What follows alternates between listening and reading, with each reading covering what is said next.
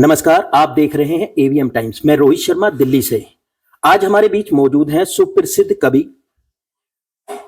अरुण जैमिनी जी, जिनके बारे में जितनी तारीफ की जाए उतना ही कम है, क्योंकि इन्होंने अपने देश विदेश में जो कवि मंचों पर अपना एक परचम अलग ही लहराया है। तो आज सीधी बात अरुण जैमिनी जी से करते हैं। सर, स्वागत है आपका एवीएम टाइम्स में। बहुत बहुत स्वागत है आपका भी मेरे यहाँ जी, और बहुत बहुत बधाई देता हूँ एवीएम के सभी दर्शकों को। से ये जो हमारा प्रोग्राम है ये है कि सवाल जवाब कवियों से, और इसमें जो है हम कुछ जानकारी उन युवा तक पहुंचाना चाहते हैं और उन दर्शकों तक पहुंचाना चाहते हैं कि उनके जीवन की शुरुआत कैसे कैसे और क्या क्या चैलेंजेस हैं। कुछ प्रश्न जवाब सवाल जवाब है मेरे, मैं आपसे पूछ रहा हूँ। सबसे पहला सवाल मेरा यह है कि आपने अपनी कवि जर्नी कैसे शुरू की, कब से शुरू की? दरअसल क्या है कि मेरे पिताजी भी बहुत बड़े कवि थे, जैमिनी हरियाणवी। जी जी जी। तो कवियों का घर पे आना जाना होता था जी। तो कुसंगति का असर तो पड़ेगा ही। जी जी जी। तो जब एक पहली कविता लिखी और वो मैं स्कूल में पढ़ता था, तो वहीं पराग पत्रिका थी टाइम्स ऑफ इंडिया की। जी जी। उसमें वो छपने दे गया, वो छप गई तो फिर गलतफहमी हो गई कि मैं कवि हूँ। अच्छा। तो यहाँ से स्कूल टाइम से शुरुआत हो गई थी। अच्छा, तो ऐसा सबसे पहले ऐसी कौन सी कविता थी जिसने आपको बहुत ज्यादा प्रेरित किया, एक प्रेरणा दी उसमें? नहीं, मैं कवियों से तो बहुत प्रभावित रहा ही, सबको सुना मैंने, आदित्य जी, सुरेंद्र शर्मा जी, शैल जी, हुल्लर जी, इन सबको सुन के, अशोक चक्रधर जी, तो इन सबको सुन के सीखा जी, तो सबसे ही प्रभावित हुआ मैं। ऐसा नहीं है बहुत। सर, जैसे हास्य कवि हैं और आज स्ट्रेस भरी जिंदगी में हंसाना बहुत ही कठिन कार्य है, तो इसके लिए आपने सिर्फ हास्य का ही व्यंग चुना, उसके लिए क्या कहना चाहेंगे आप? दरअसल हास्य कवि जो है वो हर रस में लिखता है, खासतौर से हास्य का कवि तो और रस में लिख लेता है। जी जी। और रस वालों के लिए मुश्किल होती है, क्योंकि हास्य लिखना बहुत मुश्किल काम। जी सर, बिल्कुल। तो हास्य क्योंकि आवश्यकता है, हर युग की एक आवश्यकता रही है। जी जी। कवियों ने उस युग के अनुसार कविताएं लिखी। जी जी जी। जैसे जब वीर रस का जरूरत थी, तो पूरा वीर गाथा काल पृथ्वीराज रासो से लेकर शुरू हुआ, वीर रस की कविताएं लिखी गई। फिर यहाँ मुगल शासन हो गया और भक्ति का अभाव हो गया, तो भक्ति रस की कविताएं लिखी गई। सूर, तुलसी, कबीर सब उस युग में पैदा हुए। जी जी। फिर पर्दा प्रथा ऐसी गहरी हो गई कि फिर वो श्रृंगार देखने को नहीं मिलता था, तो रीतिकाल शुरू हुआ। कवियों ने सौंदर्य वर्णन कर करके युद्ध करवाए। जी जी जी जी जी जी। तो रीतिकाल उस वक्त जरूरी थी जी, क्योंकि लोगों को सुंदरता देखने को नहीं मिल रही थी। आज के इस युग में दरअसल हंसी बहुत मुश्किल हो गई है, तो इसलिए हास्य कविताएं अधिक चलती हैं। जी सर, आपने जो है हास्य पर जो भी मंच, क्योंकि आप लाखों करोड़ों लोगों के दिल में वास करते हैं, जो हास्य से आपने जगह जगह जो राजनीति के बारे में ज्यादा आपने ऐसा कुछ बोला है कि बहुत ज्यादा हास्य बनाए है, उसका सर पीछे क्या हाल है? दरअसल क्या है कि हमारे लिए राजनीति और सरकार जी, ये हास्य के लिए मुख्य, क्योंकि पत्नी पे हास्य पहले चला करता था, अब नहीं चलता। जी जी जी है, वो समय चला गया। पहले पत्नी, साली, साला जी, इन सब पे हास्य चलता था। हाँ जी। लेकिन अब जब समाज में इतनी विद्रूपताएं आ गई हैं, तो फिर राजनीति पे व्यंग करना बहुत जरूरी हो गया। जी जी। लेकिन अब स्थिति आजकल वो भी नहीं है। आजकल आप राजनीति पे व्यंग करना बहुत मुश्किल काम हो गया। जी जी। अभी कोई कानून पास हुआ है जिसमें जो है कुछ हास्य, अगर नेता के ऊपर किसी की कोई हास्य ऐसी बात लिख दी, तो उसमें जो है कवि पे जुर्माना भी है और सजा का प्रावधान भी है। इसके बारे में कैसे देखते हैं? तो ये तो गलत है ना जी। मुझे याद है नेहरू जी ने जो कार्टूनिस्ट थे शंकर, उनको बुला के कहा कि तुम मेरे कार्टून क्यों नहीं बनाते? हाँ जी। तो एक वो समय भी था जी, कि जब आपको कहने की अभिव्यक्ति पूरी थी जी। अब कवियों पर रोक लगाओगे तो फिर कैसे काम चलेगा सर? व्यंग सुनना बहुत मुश्किल काम है, और व्यंग का काम सुधारना नहीं है। व्यंग का काम यह है कि जो आदमी सुधरा हुआ है वो बिगड़े नहीं बस। जी जी। इतना भी काम हो जाए तो बहुत बड़ा काम है। तो ये कवि को रोकने से कुछ थोड़ी हो जाएगा। जी जी जी। जैसे कम समय में, मतलब जैसे होता है ना कि आज की जो युवा पीढ़ी है, बहुत सारे एक कवि क्षेत्र में भी अपना करियर बना रहे हैं, लेकिन कवि को अभी तक जो है ऐसा कोई, जिसको कह सकते हैं, कोई प्रोफेशन के रूप में नहीं दिया। बोले अगर कैसे कि समाज नहीं मानता इसको, बोले क्या है, कवि है, तो कवि को एक प्रोफेशन के रूप में नहीं मानता, तो इसको आप किस दृष्टि से देखते हैं? देखिए, एक तो कविता का कोई स्कूल तो है नहीं कहीं। जी जी जी। कोई ऐसा देखो, आप नृत्य का भी स्कूल है, संगीत का भी स्कूल है, अभिनय के भी क्षेत्र बने हुए कि अभिनय सिखाया जा सकता है। जी जी जी। कविता सिखाई नहीं जा सकती जी। तो इसलिए ये तो जन्म से ही आती है। जी जी जी। और हाँ, उसमें सुधार हो सकता है, वो एक अलग चीज है जी। लेकिन कवि तो अंदर से ही होता है। जी।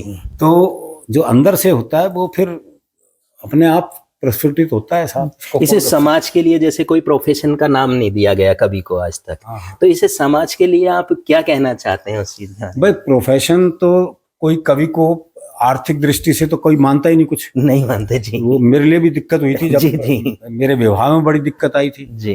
वो पूछते थे लड़की वाले आके कि क्या करता है, बोले कवि है। बोले वो तो ठीक है पर करता क्या है? तो ये समस्या तो रही जी। और मेरी सासू तो बाद में भी परेशान रही कि भाई लोग पूछते हैं कि आपका दामाद क्या करता है, तो बेचारी संकोच में कुछ बता भी नहीं पाती थी। कवि बताए तो सामने वाला ऐसे देखता था जैसे कि इन्होंने अपनी लड़की कुएं में डाल दी हो। जी जी जी। तो कवि को पर है, कवि के संघर्ष तो है ही साहब जी। और कौन अपनी लड़की देना चाहेगा कवि को? भाई पता है कि आप रोजगार का मामला तो है नहीं है जी जी। आर्थिक स्थिति है कि हर रोज या हर महीने इतने पैसे आ ही जाएंगे। जी जी जी। ये समस्या है। मानना चाहिए इसे प्रोफेशन, पर नहीं माना जाता, क्या करोगे? जी। समाज ही मानेगा वो तो। जी। लेकिन कुछ वर्षों से देखा गया है जो कवियों ने, जितने भी कवि अब उभर के आए हैं, पहले लोग बहुत कम सुना करते थे, लेकिन आज से जैसे डिजिटलाइजेशन बढ़ा है वैसे जो है कवियों को घर घर में सुना जा रहा है। इवन युवा पीढ़ी भी आज जो है बहुत बड़ी फैन होती चली जा रही है कवियों में। तो कवि क्षेत्र में अपना करियर बनाने की भी लोग सोच रहे हैं इसके बारे में, तो आप क्या कहना चाहते हैं? बहुत अच्छी बात है भाई, ये तो बहुत अच्छी बात है जी। और ये फेसबुक और सोशल मीडिया ने बहुत कवि दिए हैं जी, इसमें कोई शक नहीं है। लेकिन ये है कि जनता के सामने सुनाना और कैमरे के सामने सुनाने में बहुत अंतर है। जी जी जी जी। तो जनता के सामने जब जनता का सामना होता है, जैसे नाटक जी जी, फिल्म में जो अंतर है। जी जी जी जी। फिल्म में तो आप 4 रीटेक देके सुधार कर सकते हो जी, लेकिन नाटक तो ऑन द स्पॉट ही करना पड़ेगा ना जी आपको। जी जी जी। तो उसमें कहीं गलती या चूक की संभावना नहीं होनी चाहिए। जी जी। तो इसलिए पढ़ना बहुत चाहिए, युवा पीढ़ी को पढ़ें क्योंकि पढ़ाई बिल्कुल खत्म कर दी है लोगों ने। जी। जब तक आप दूसरों का साहित्य नहीं पढ़ेंगे तब तक आपके साहित्य में वो बात नहीं आ पाएगी। जी जी जी। पढ़ना बहुत जरूरी है, पढ़ें और ये अच्छा कैरियर है, इसमें कोई शक नहीं है। समय जरूर लगता है एक कवि को स्थापित होने में, लेकिन जब समय बीत जाएगा तो निश्चित रूप से वो उभर के सामने आएगा ही आएगा। जी। जैसे लाखों करोड़ों अनुयायी हैं या ऐसे आपके जो बहुत बड़े फैन हैं जो आपको बहुत ज्यादा सुनना चाहते हैं। नहीं होता सर, कवियों का कोई नहीं, बहुत अच्छे फैन हैं आपके, बहुत ज्यादा दिल से पसंद करते हैं आपकी कविता। जो हरियाणवी में आपने जो कविताएं कही हैं उस पर बहुत लोग आपकी प्रेरणा स्रोत मान करके आपको आगे बढ़ते हैं। उन बच्चों के लिए आप क्या कहना चाहेंगे? वही कह रहा हूं मैं कि पढ़ें, सुने, देखें, समझें जी। क्योंकि कवि सम्मेलन जब आप आते हैं तो पहले आपको कवि सम्मेलन सुनने पड़ते हैं। हाँ जी जी। आप ये देखिए कि कौन कवि कैसे पढ़ता है जी। कैसे प्रस्तुति देता है जी। कैसे गैप, एक विराम का भी मतलब होता है। जब आप हिंदी पढ़ते हैं और जब पूर्ण विराम आता है तो उसका एक अर्थ होता है, वहां आपको रुकना भी पड़ता है। तो ये सब चीजें सीखनी पड़ती है। जैसे अभिनय में भी सीखना पड़ता है। हाँ जी जी। अभिनय में भी आपको कहाँ पोज देना है, कहाँ जोर से बोलना है, कहाँ धीरे बोलना है जी। तो वही चीज अब मंच से जो आ जाता है तो नाटक अपने आप आ जाता है जी। तो नाटक से ही जुड़ा हुआ काम है जी। लेकिन ये है कि हाँ आप अपनी मौलिक प्रस्तुति दे रहे हो, बस इतना ही फर्क है। आज की जो युवा पीढ़ी है उसको क्या संदेश देना चाहते हैं आप? बस यही संदेश देना चाहता हूँ कि मोबाइल और सोशल मीडिया से ही बात नहीं बनेगी, पढ़ना जरूरी है जी। क्योंकि ये जो व्हाट्सएप यूनिवर्सिटी है जो ये ज्ञान परोस रही है वो बहुत खतरनाक है जी। तो हमने अपने पूर्वजों का केस्तैसी करनी शुरू कर दी जी जी। हम गांधी को गाली दे के खुश हो जाते हैं, नेहरू को, जबकि उनका त्याग, उनका बलिदान उनको नहीं पढ़ने को मिल रहा। व्हाट्सएप यूनिवर्सिटी में तो यही मिलता है कि इन्होंने ये कर दिया, इन्होंने ये कर दिया जी जी। उनके पीछे की यात्रा उन्हें नहीं पता, वो पढ़ें तब पता लगेगा। अगर आप नेहरू जी का भारत एक खोज नहीं पढ़े तो फिर नेहरू जी को क्या समझे आप? जी जी जी। महात्मा गांधी की सत्य की कथा जो नहीं पढ़ी आपने जी जी जी। अगर महात्मा गांधी की जीवनी नहीं पढ़ी तो फिर क्या पढ़ा आपने? जी जी जी। पढ़िए, समझिए और उस वक्त के देश काल और परिस्थिति को समझिए कि उस वक्त देश की क्या स्थिति थी, अब क्या है। आप आज से तुलना नहीं कर सकते सन 47 की। जी जी जी, ये है। अच्छा, जैसे अभी एक क्वेश्चन मैं करना चाहूंगा कि जैसे आजकल के समय में जो रिश्ते हैं वो बहुत छूटते चले जा रहे हैं, बहुत कम होते चले जा रहे हैं। पहले क्या था, चौपालें लगती थी, अलग अलग लोग बैठते थे, हास्य करते थे, हंसी मजाक, आज वो कम होता चला जा रहा है। तो इसके लिए आप क्या कहना है? ये हास्य के अभाव के कारण ही तो है। ये पहले आदमी हंसी ठट्टा करता था, बैठता था, खूब मस्ती करता था, तो इसलिए कविताओं में जरूरत नहीं पड़ती थी हास्य की। जी जी। अब ये सब खत्म हो गया, तो इसलिए लोग उधर खोजते हैं जी, हंसने के लिए बहाने चाहिए जी। अब घर में आप अपने घर में कितनी बार हंस पाते होंगे पूरे दिन में? बहुत मुश्किल काम है जी जी जी। तो सर ये बहुत जरूरी है। ये अड्डेबाजी हुआ करती थी, वो अड्डेबाजी बहुत जरूरी है जी जी, क्योंकि आदमी का दिमाग खोलती है वो चीज जी जी जी। लेकिन वो अब नहीं है, किताबें नहीं है, तो सिर्फ मोबाइल में घुस जाने से तो बात बनेगी नहीं ना जी जी जी। अच्छा सर, जैसे कि आपकी हर एक की लाइफ में कोई ना कोई ऐसी चीज होती है, ऐसी कविता जैसे पहले गाई और उससे बहुत ज्यादा ऐसा लगा कि हाँ मुझे जो है कहनी चाहिए, हमें मंचों तक पहुंचानी चाहिए, ऐसी कोई कविता की 2-4 लाइनें? वो सारी कविताएं अच्छी लगती है जी, देखो सब कविताएं अच्छी लगती है। अब 2-4 लाइनें वाली कविताएं मेरे पास है नहीं, मेरे पास लंबी लंबी कविताएं हैं, लेकिन कई कविताएं हैं जो अच्छी लगती है। जैसे मैंने जो ढूंढते रह जाओगे लिखी थी, वो मुझे अच्छी लगती है। इसकी 2-4 लाइनें आपने?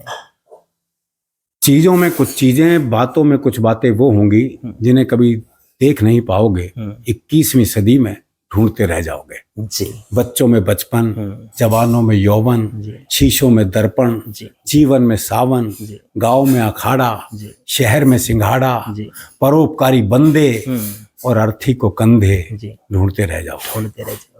जैसे कि आज कवियों ने जो बहुत मतलब हिंदी साहित्य को बहुत उजागर किया है।